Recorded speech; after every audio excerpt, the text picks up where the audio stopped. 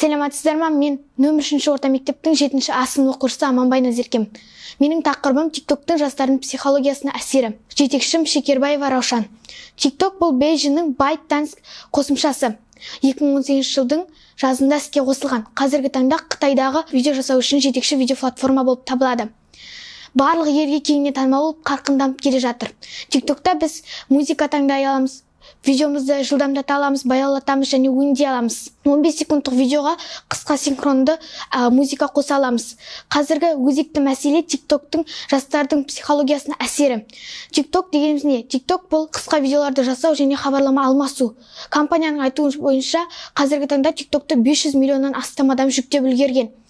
Ал енді оның 40% 18 жасқа дейінгі балалар екен. TikTok-тың ішкі аналитикасы бізге деректерді өте аз береді. Яғни біз өз статистикамызды біле алмаймыз. Бұл жайлы тек қана попстерс қана статистиканы талдай алады. Ал енді TikTok-та салыстырмалы түрде көп видео көретін YouTube-тың өзіне адамдар 28 минут жұмсайды екен.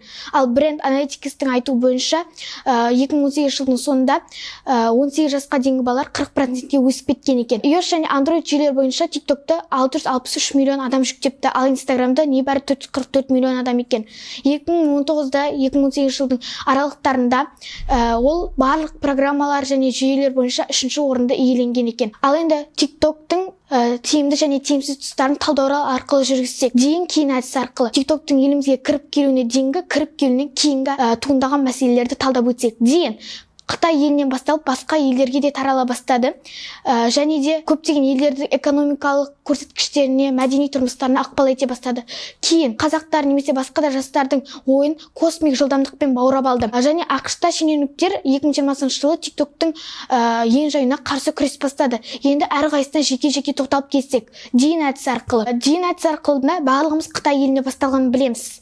Басқа елдерге де ол кеңінен тарап кетті. Ал енді барлық елдің экономикалық және көрсеткіштеріне, мәдени тұрмысына ықпал ететіні бұл рас.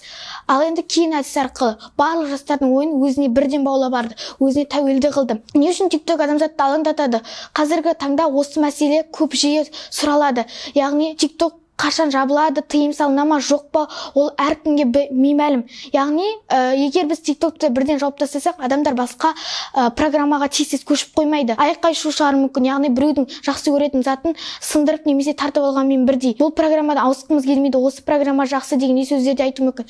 Осы және басқа да жағдайларды ескере отырып, сот талдау жүргізсек, TikTok-тың күшті жақтарын айтсақ, біз танымалдықты күтуіміз керек, қашан өсеміз, рейтингіміз өсу керек, конкурстарға қатысып, жеңімпаздар атануымыз керек. Ал енді TikTok-та бір айда ғана танымал болып кетуімізге болады. Тек қана өзіміздің іс-әрекеттеріміз халыққа ұнаса ғана болды. Ал енді TikTok-тың әлсіз жақтарын айтсақ, роликтің сапасыздығы да болуы мүмкін. Аудиториямызда жастар болуы мүмкін. Қалайық немесе қаламайық, денсаулығымызға да немұрайлы қарауымыз мүмкін. Ал енді TikTok-тың қауіптілігі өте маңызды. Яғни біріншісінде психологиямызға әсер етеді. TikTok-та көріп отырған әр видеомыз біздің психологиямызға кері әсерін тигізеді.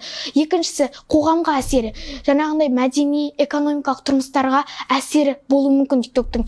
Ал енді денсаулығына әсер. Адам бір қауіпті видеоны жасаймын деп өз денсаулығын құртып алуы мүмкін. Міне, дәл осы талдау арқылы біз TikTok-тың жақсы жақтарын, жаман жақтарын, қауіптілігі, мүмкіндіктерін талдадық.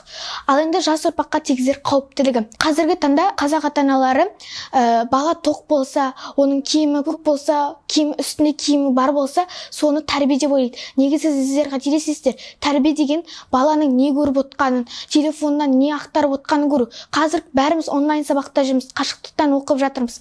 Ал енді сол қашықтықтан оқымай, кейбіреулер телефоннан басқа затқа да кіріп отыратыны бар. Осы жерде ата-ана баласына үлкен мәнмен қарау керек, үлкен тәрбие беру керек. Осы да және басқа жағдайларда біз өзімнің сыныптастарым және туыстарым арқылы сауалнама жүргізген болатынмын.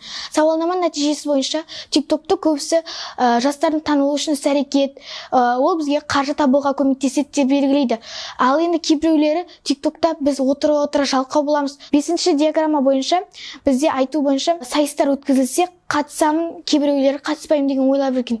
Ал енді қатыспаймын дегендердің саны басым артып жатыр екен. Мен де оған қуаныштымын. Басқа диаграммаларда да жақсы нәтижелер көрсетілген. Қорытынды, қазіргі TikTok-тың зияны және пайдасы туралы айтайық. Пайдасы, біз ол жерден таныстарымыз, туыстарымызды тауып, олармен жақын араса тілдесе аламыз. Қазір қашықтықтан болған кезде, қазіргі жағдайға байланысты адамдар үйлеріне шыға алмай отыр. Ал енді сол арқылы адамдар осы әлеуметтік желілер арқылы өз-өздерімен сөйлесіп, түрлі хабарлама алмаса алады.